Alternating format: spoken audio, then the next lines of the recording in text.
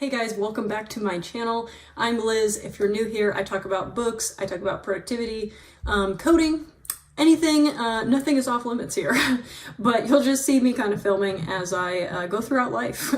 But today I want to talk about 2021 favorite books. So I read 20 books this year. I think I missed one, but I'm not even going to worry about it because it must not have been that important. But I usually track all my books using Notion here, and so when I finish a book, I put the date down. So then I just do a quick filter on which books I read between 2020 and 2021. I mean 2021 and now 2022. So it was pretty easy to just put a filter on it, just be like, okay, these are the books that I'm reading. I put them into Canva so they look all cute and stuff, and all fancy with the little stars. So you're gonna see like some big names, right? Like some of these books are very well known, like the 4 Hour Work Week. So you're gonna recognize some titles, right? Now I did my ratings based on me mainly, but I'm a very honest reviewer. I read a lot of books. I read about 20 to 30 a year. This year I stepped back from reading a little bit and focused on courses. So I only got 20 done. Last year I had 34, I believe was my number, which was insane, but I also was working from home the whole year, or like a good chunk of that year. So I was able to read more and I got very excited. So this year I want to talk about the rankings of them, because I never did that last year. So the first one, the best book of the year, was called Writing Without Bullshit. This book was so good.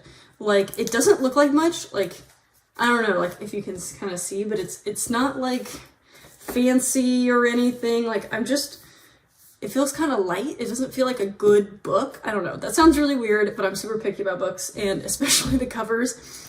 But that book was so good. It was about basically stop what you've been taught with the 5-paragraph essay and fluffing things, like cut all the fluff and just say what you want.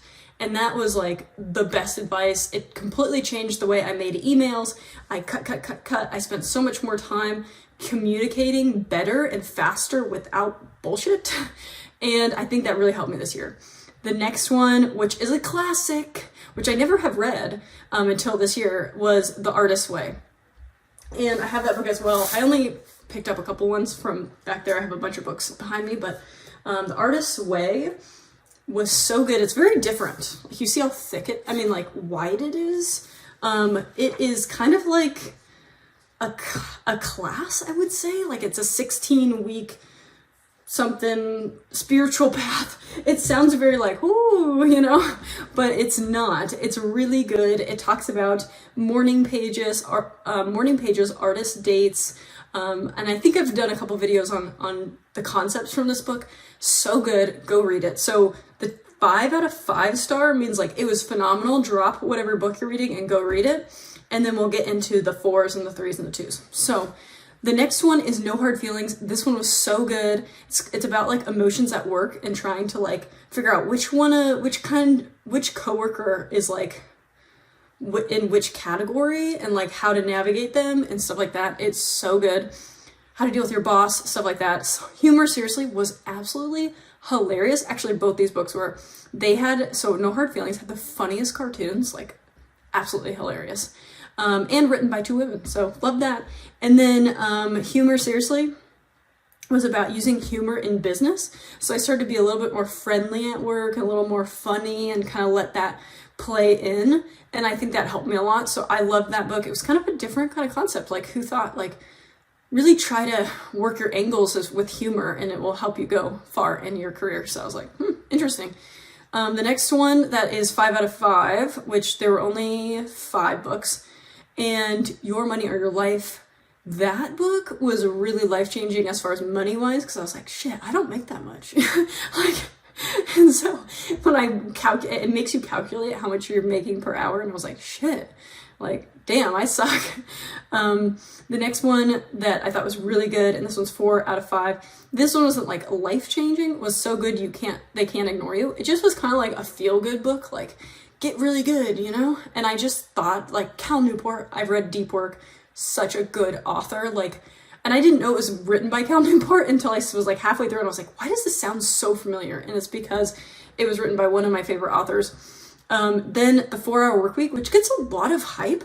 I really didn't think it was that good. I mean, it's good. Like, I gave it a 4 out of 5. Like, there were some really key concepts, like getting yourself an assistant and, you know, stepping away from getting paid per hour to paid per product. And that was a huge mind shift.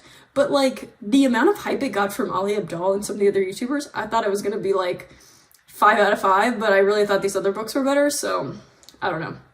Sparked, I did a review on this one. So good. It talks about your different personality and like what is your drive in life.